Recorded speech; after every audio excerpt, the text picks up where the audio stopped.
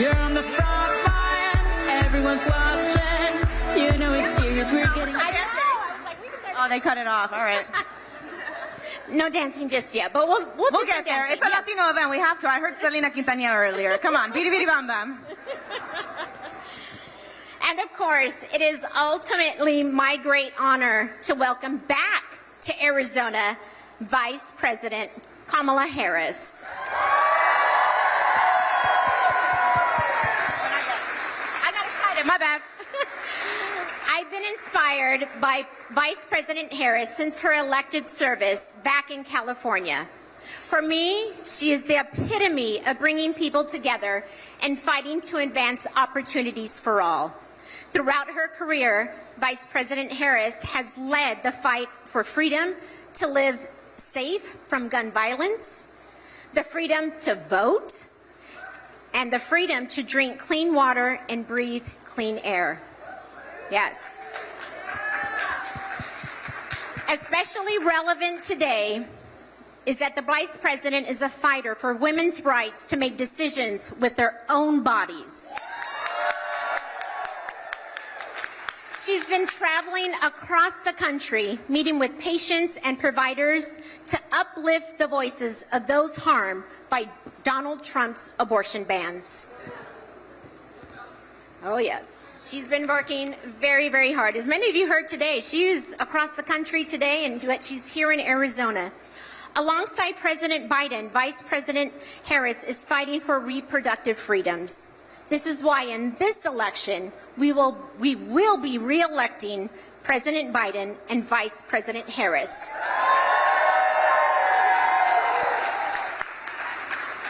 And we're going to be sending Donald Trump a crystal clear message. Don't mess with Arizona freedoms. And now it is my honor to introduce the first woman to be elected Vice President of the United States, Kamala Harris.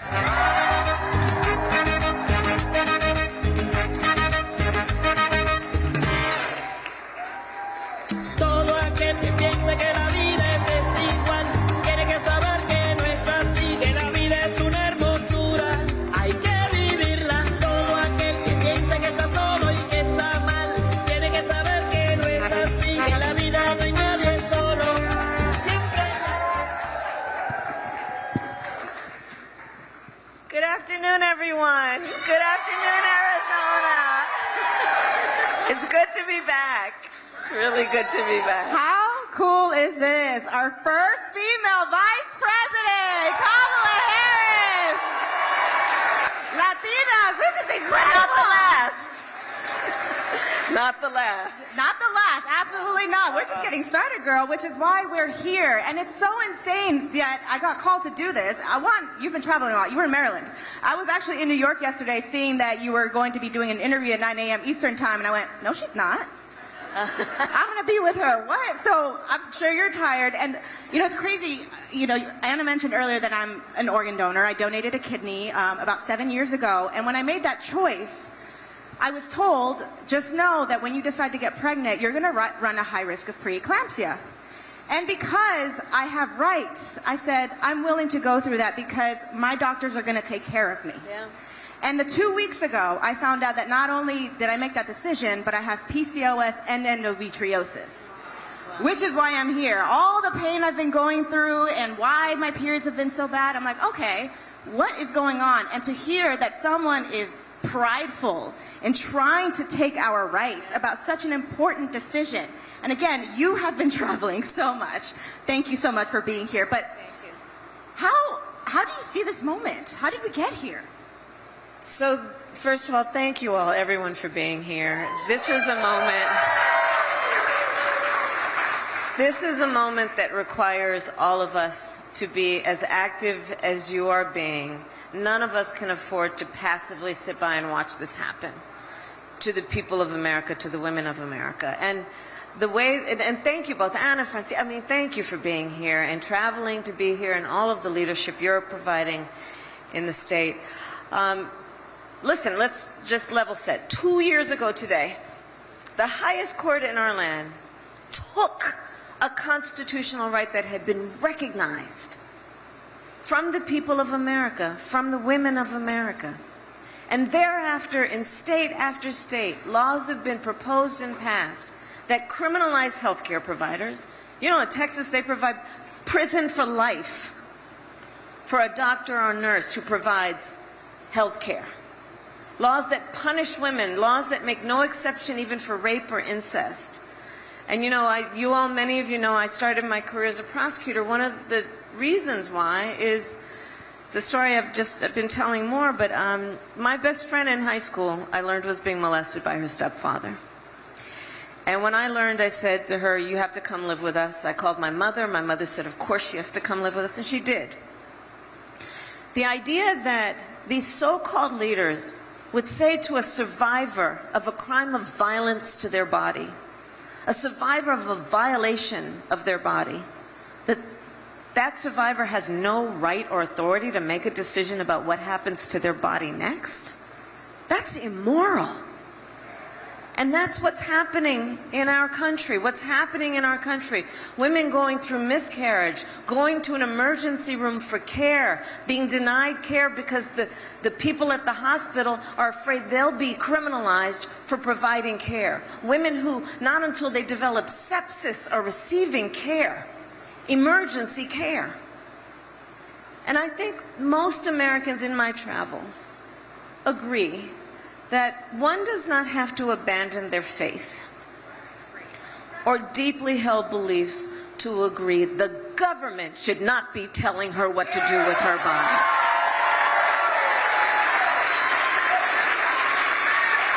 We trust women to know what is in their own best interest. And so this is where we are. And 40% of Latinas in reproductive age live in a state with an abortion ban. So, and not to mention, if you look at the majority of black women live in the South. Every state in the South except for Virginia has an abortion ban. So understand how it is affecting specific groups of people. Understand that the majority of women who seek and receive abortion care are mothers. You know, on public policy, I always, you know, the people who are on my team, especially the younger people, I say, always on public policy, sit back and ask yourself, how will this impact a real person? So let's think about this. She's a mother. God help her if she has paid family leave. God help her if she has affordable child care. God help her if she lives in a state with a ban that she has some extra money to afford a plane, bus, or train ticket to go where she has to go. And then think about what that means. So she's got to leave her home and her children to go to an airport to stand in a TSA line, to sit on a plane next to a perfect stranger, to go to a city where she's never been without probably her friends, because her best friend's taking care of the kids, to go seek this care, and she's got to get back immediately, and then get back on that plane and go, think about what this is meaning for real people every day. And so that's why we fight. And that's why we stand together and say, we're not having this. We're not having this. It's not okay. It's not okay. It's not okay. And since the Dobbs ruling, it felt like overnight, state after state just started banning abortions, and they're not stopping. On my way here yesterday, that's all I saw on the news. What's his face? You know who I'm talking about. I'm going to make this a nationwide ban. Why are we celebrating this? So with all that in mind, what's next? Where are we going? So to your point, who is to blame? What's his face? Well, we know. The former President Donald Trump hand-selected 3 members of the United States Supreme Court with the intention that they would undo the protections of Roe v. Wade. And they did as he intended. And now we see these laws. And here's the thing. Donald Trump says he is proudly responsible for what he's done. Proudly responsible that our daughter has fewer rights than my mother-in-law? Proudly responsible doctors can be imprisoned? Proudly responsible that access to in vitro fertilization is now at risk? Access to contraception is now at risk? That women are, like the woman I was with this morning at the event in Maryland, she and her husband have gone through torture because of a denial of care? And so let's understand the connection between this issue and elections, because Joe Biden has been very clear. When Congress puts back in place the protections of Roe versus Wade, he will sign it into law. Amen.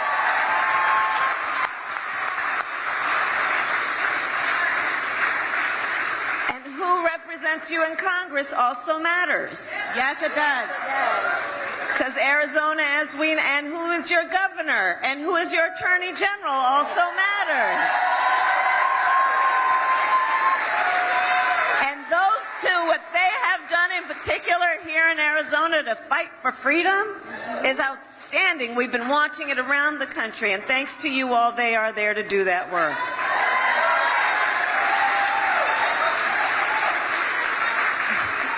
Vice President, you just mentioned, our Governor Katie Hobbs and Attorney General Chris Mays, and they've been trailblazing and fighting the ridiculous bills that have been in the legislature. But I would definitely be remiss if I didn't recognize all of our legislators and senators that are equally as passionate, that are there day in and day out fighting for women, because these are people that they know in their communities. They know in their neighborhood. They represent them. And I see them working so diligently all the time. So please, if you're an elected official here, let's stand up. Let's see our senators and our representatives that are here. There we go. Ladies, you are amazing. You're an inspiration. Thank you for everything that you do. There's so many nonprofits that are out there advocating as well. But I just want to mention and recognize, because I don't know if you guys know, but the Vice President has been here 3 times already to the state of Arizona. 3 times. Francia and I were talking in the back because we were just like, we don't know how you do it. The first thing I asked is, how do you stay healthy? I'm tired. Well, I work out in the morning. I think it's important to eat breakfast. You said you were on the news at 9 a.m. in Maryland. When did you work out? Wow. Yeah, no, I started in D.C. this morning, then Maryland, and now I'm here, and then I go to California. So it's, I've taken over 60 trips in the first months of this year, and traveling the country, and here's what I want to bring to you. Maybe notes from the field, if you will. There is a movement afoot, and we are all part of that movement. The people who were the leaders of this movement that got Roe to be the law of the land for 50 years, they have passed the baton to us. Yes. And the question is now, while we are carrying the baton, what are we doing with it? And I know we are taking our role and responsibility seriously. And notice what's been happening since 2 years ago when this decision came down.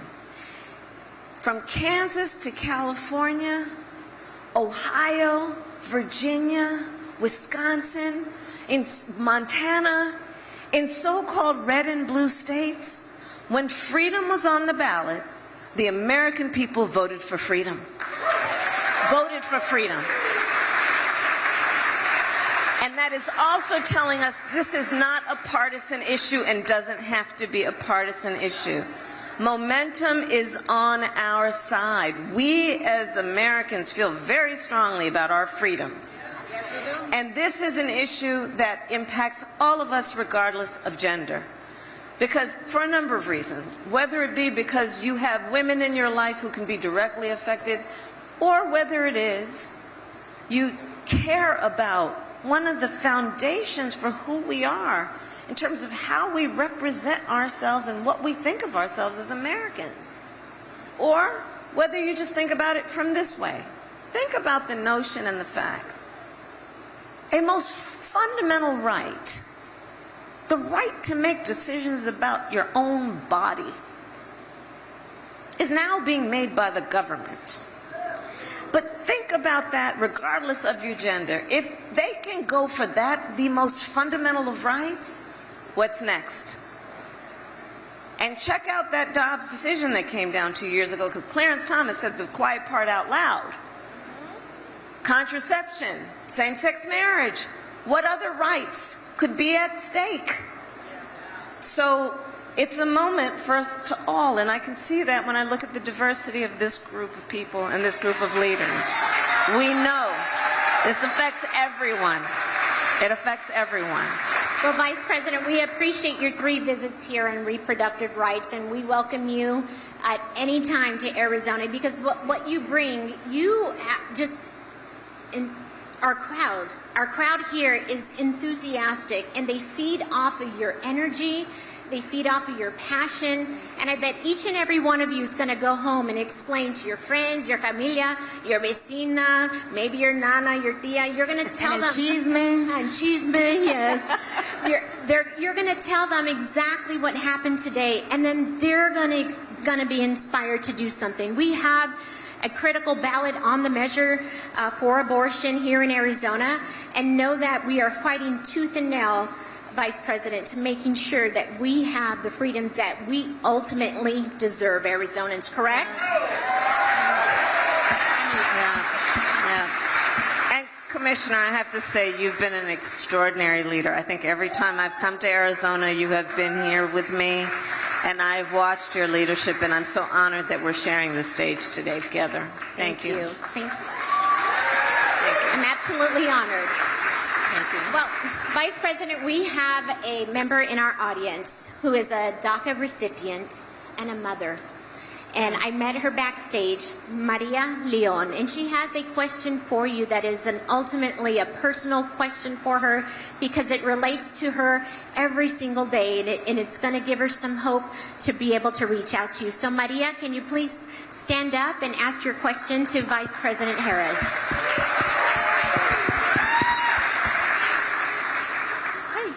I'm a proud DACA recipient who is graduating from nursing school next year.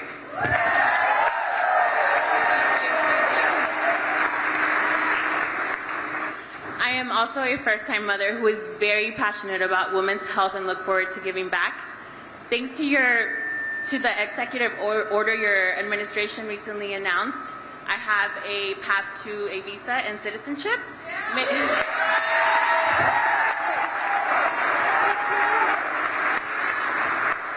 May you please tell me more about why you and President Biden took this action? Yes. Well, first of all, as I said to you when we got together earlier, congratulations on everything you have done and achieved and earned. You are extraordinary. And one of the things that I said to Maria, she has decided she wants to answer a calling to enter a profession that is about healing and lifting people up and taking care of them. And you have already and are prepared to give so much. And the least that we can do as a country is recognize who you are and your value to all of us. And that's part of the reason behind the executive order that the President most recently announced. There are 2 components to it. One is for spouses, so undocumented spouses of American citizens, that they will now have an expedited way to apply and not have to leave the country to do it and not risk deportation. And this protection applies to their children as well. And then the second is for our young people and our dreamers, and understanding that they who have done so much and contributed and have just shown how incredible they are, that they should be rewarded for that excellence. And so that is what we have done. And for each population, we expect that about 500,000 people will directly benefit. I'll make sure that we give everyone information as you're leaving about the websites, so anyone who can qualify Because the one thing I'd ask, there's just an extraordinary group of leaders here, that let's help get the word out so that we can bypass the misinformation and disinformation that can happen in moments like this. And so we'll get that out to everyone. But that's and the point behind the policy is also this. Joe Biden and I believe very strongly we should keep families together. And unlike the previous president who was into separating families. And there is something that is just very basic about an approach that also understands we've got to fix this system. You know, after we were elected, right after our inauguration, the first bill that we offered, the first of anything, before infrastructure, before the Inflation Reduction Act, before the Chips and Science Act, you see I'm going through accomplishments. Go ahead.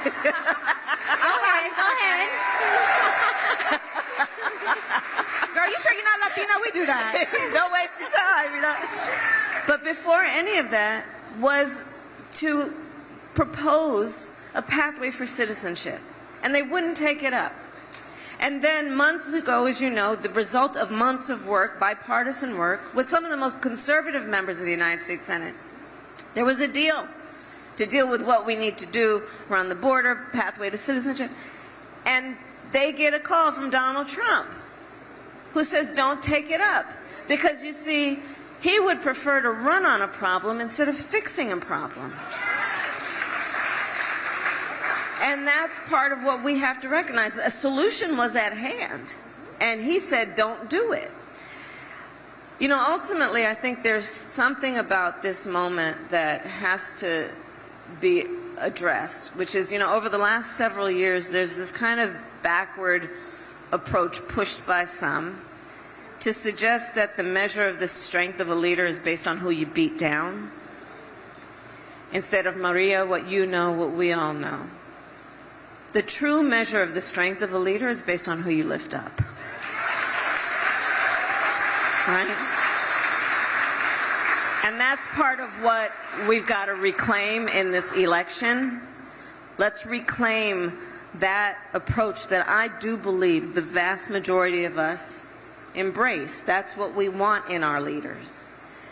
So there you are. So you just said something. You said, you believe it, you believe it, you believe it. And you touched on something earlier about how important it is to vote, not just in November, but just every election. You guys have a primary coming up. It's all connected, just like our health. If we stress out, our cortisol level goes up. What happens when our cortisol level goes up? We gain weight. All of this stuff, it's all connected. So it's important to vote in every election, not just this one. But you're speaking, and everyone here, Commissioner said it, you're just so passionate. And I mentioned, like, are you sick? Do you get tired? Because you have so much passion and hope, and I think that's what's keeping you motivated and going. How can we have that same hope? What advice can you give us to stay on track and speak our voices without getting, you know, backlash from other people, especially because there is such a stigma behind abortion and voting and immigration? I think it's really important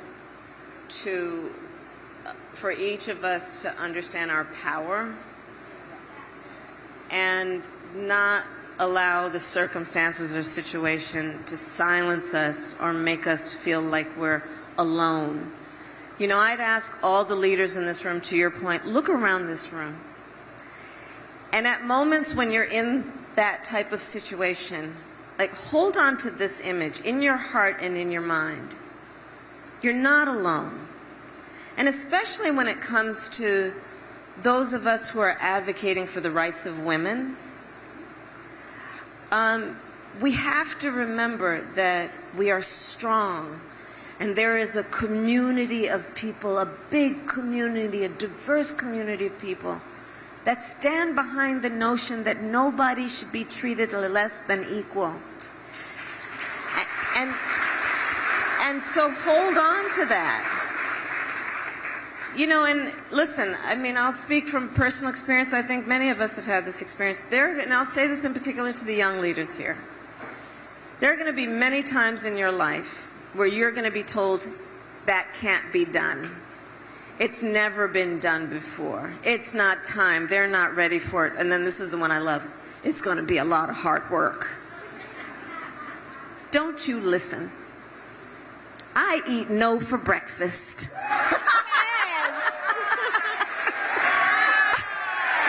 I don't hear no. Don't you hear it? Don't you hear no?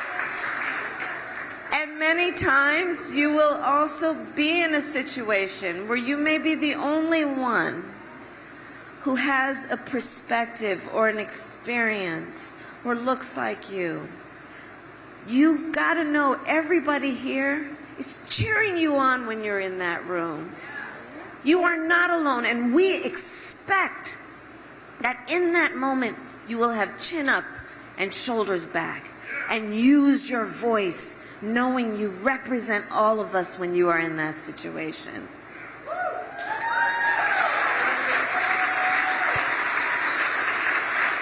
Vice President, I'm looking at the crowd and I'm seeing a lot of the women here that have inspired me to be where I am today. Yeah. And I know that there were many before that trailblazed, that didn't have a title, that didn't run for election, but they ultimately opened doors and windows for us to be here today. That's right.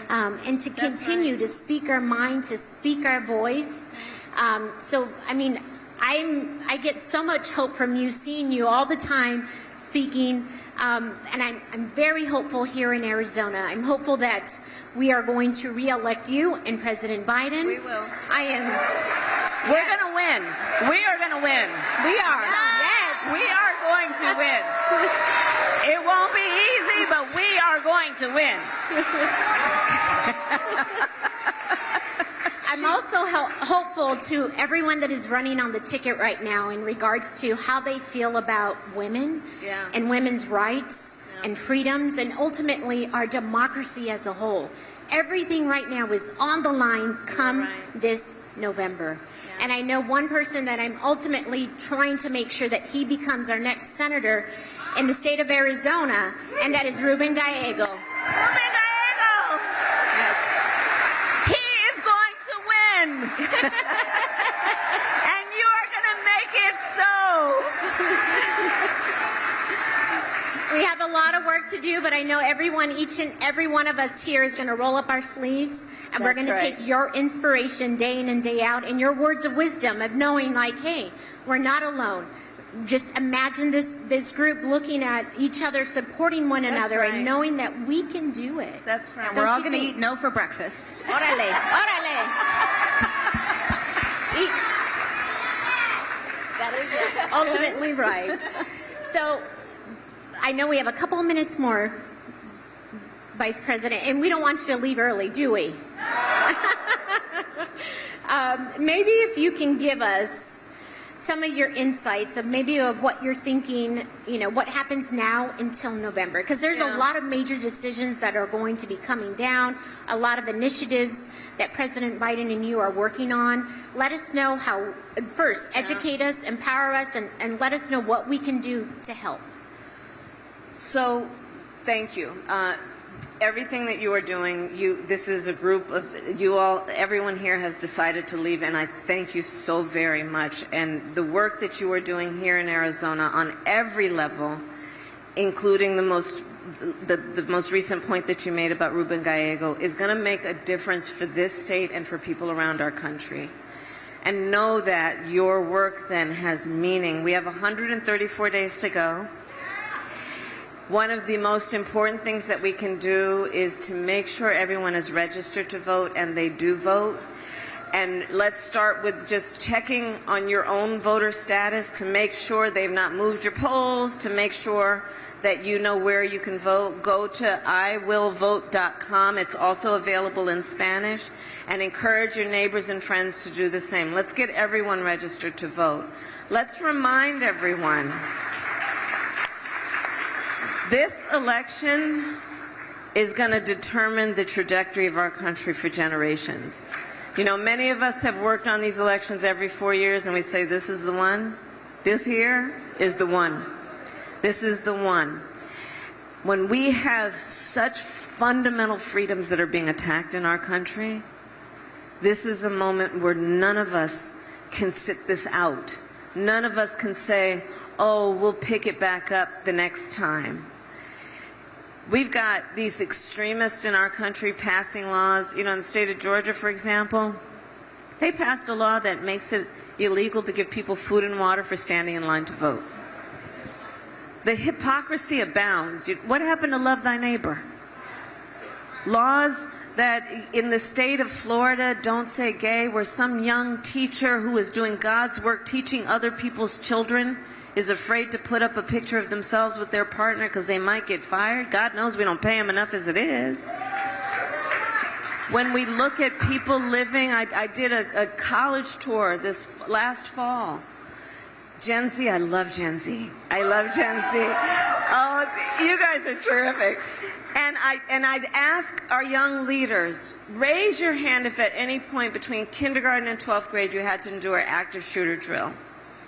Almost the ones who are here, they all raise their hands. What our young people have gone through in terms of their fear about assault weapons, the fact that we don't have universal background checks. There are so many issues at stake in this election, both in terms of local elections, state elections, Congress, and the White House. And we each have the power. And I'll close with this point. As Vice President, I have now met over 150 world leaders, presidents, prime ministers, chancellors, and kings, many of them multiple times. The most recent international trip I took was to Switzerland, but before that I was in Dubai. I was representing our country in these places. Almost 201 world leaders came up to me and said, hope you guys are going to be okay. Because they know what this election means for their countries. So our work right now is absolutely directly going to affect the people of Arizona, the people of our country, but will have an impact on people around the world. That's what's in our hands right now. And you know, democracy, Commissioner, you mentioned democracy. I think the nature of democracy is there's two sides to it. On the one hand, incredible strength. When a democracy is intact, what it does to protect and defend the freedoms and liberties of its people. Incredible strength in what it can give its people. And it is very fragile. It is only as strong as our willingness to fight for it. And so fight we will. And when we fight, we win.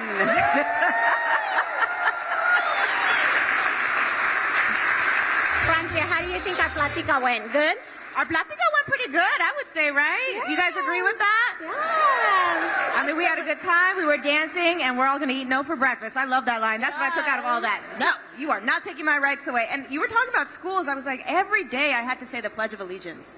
And I just remember at the end, under God, liberty and justice for all. Where's the liberty? Where's the justice? If we're going to lean on that and still represent that, then we have to vote and keep our rights as human beings, as citizens. We have gone way too far to go backwards. That's my time. But anyway. You guys join me again in thanking Francia for coming out and Vice President Harris Please give as well, another too. round of applause for Vice President.